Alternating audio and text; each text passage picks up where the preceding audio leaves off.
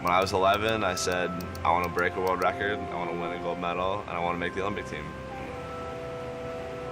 8 years later, I was able to get it all in one bang. Michael Phelps, it's gonna be gold, and it's gonna be a new world record. Michael Phelps with his second gold medal, and Phelps with some sort of magical touch to win another gold.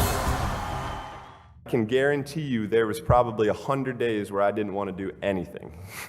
I wanted to stay in the pool or stay in my bed and not get out. But those were the days where you have to. You have to get up and do something, because I think that's really what separates the good from the great. The greats do things when they don't always want to do them. I think the biggest thing that I've always said is never give up. And I never have, and nobody ever should. If they want something bad enough, they'll get it.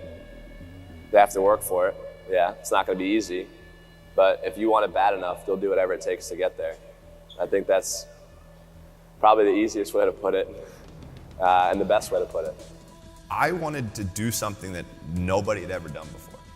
And that started with a dream and a goal. I wanted to be the greatest of all time.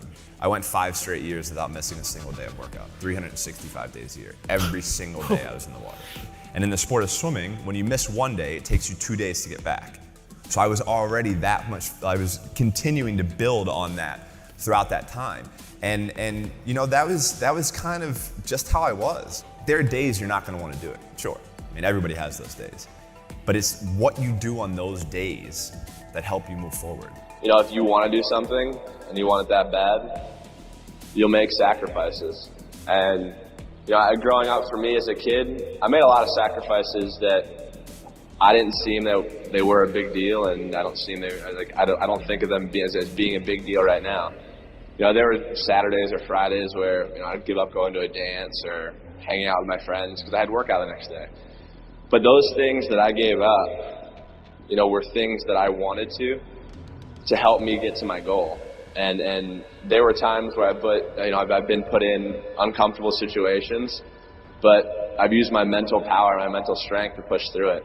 I think that's how you can look at any of the athletes in the world. I mean, Tiger, the guy has a busted knee and still comes and destroys the rest of the field. You know, that's the thing. It's like people don't make excuses. You know, some of the best athletes, or the greatest athletes in the world, do things when they're uncomfortable. You know, everybody can compete when they're feeling good, happy, excited, rested. But it's the best people who can overcome when they're tired, sore, not in the great mind, you know, not in the best mindset. And I think mental power that the greatest athletes have can push all the pain aside. You know, and I mean, like when I was doing that Navy SEALs thing, was it easy for me to do it? No. Was it easy for me to climb over a 45-foot wall and look down? Not at all, and I'm afraid of heights. But, you know, I said to myself, I'm going to do this and no one's going to stop me. And I think that's the biggest thing, is how strong you can be mentally. I think that really shows who the person is. So I think that's one thing that separates the good from the greatest. When I said I wanted to win 8 gold medals, basically half the people in the swimming world thought I was absolutely crazy and nobody could ever do something like that. But for me, I was somebody who believed in it and somebody who believed in the process of getting there. I knew it wasn't going to happen overnight, like I said before, but every little small thing that we did was a small stepping stone in order to even be able to have that chance and that opportunity to do what I did in 2008. So, you know, when I say from 2002 to 2008 was basically trial and error. So for me, in 2002, that's really when I started amping up my event schedule, where I was swimming 4 to 5 individual events and having a couple relays at Pan Pacs, World Championships, major international competitions throughout that time frame. Because at that time, at the Olympic Games, that's that's where I think the real truth comes out. Because I think there are a lot of people who are very talented who can make it there. There are very few people who can deal with the pressure and the stress that happens when we're there.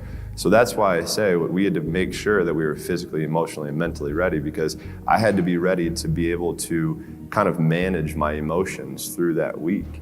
Yeah, winning a gold medal is absolutely incredible. There's nothing better than standing on the podium listening to your national anthem play after you had just won a gold medal. But for me, I'm somebody who I knew that I had 7 other events after the first day. So I have to throw that in the back of my head. I got to throw that race out. Even though if I, even like in 08, I broke a world record, won my first gold medal. Like, I was like, cool, like things are starting really well. So I have to put that behind me to then get ready for the next race.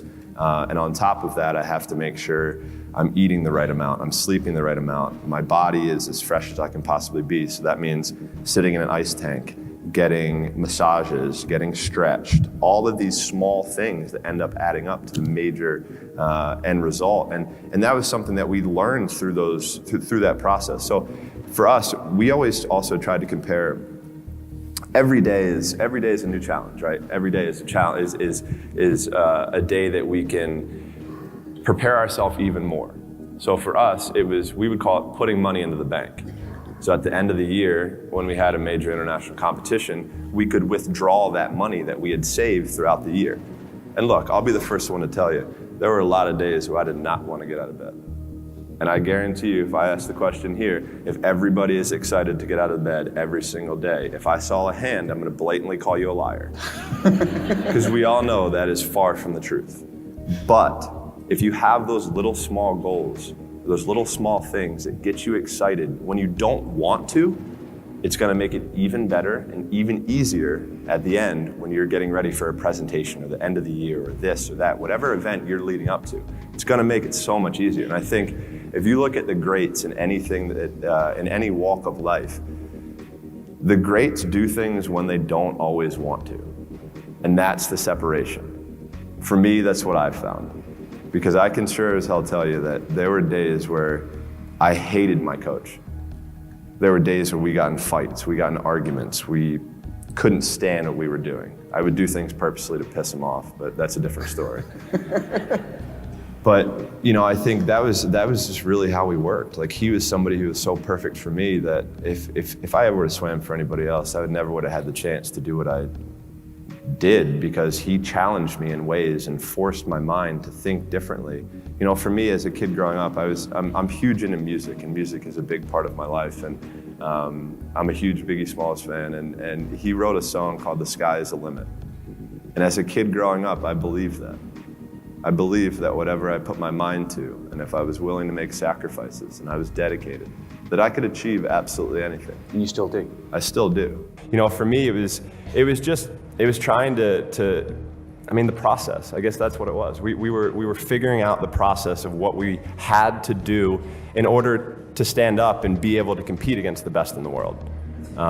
So yeah, it was just the process of it all. So for me, it was easy to kind of push through it because I wanted it so bad. I had these quotes, I had these goals, I had all of these things taped in my locker that I saw every day, when I got out of bed. And I think the biggest thing is during the days where I didn't want to go, or I was tired, I was sore, this, that, or the other, I still went. Because if I'm gonna go to practice and I'm gonna get 10%, 20%, 30% out of that day, it's better than getting 0. So I was always taking steps forward. And that's why everything worked out.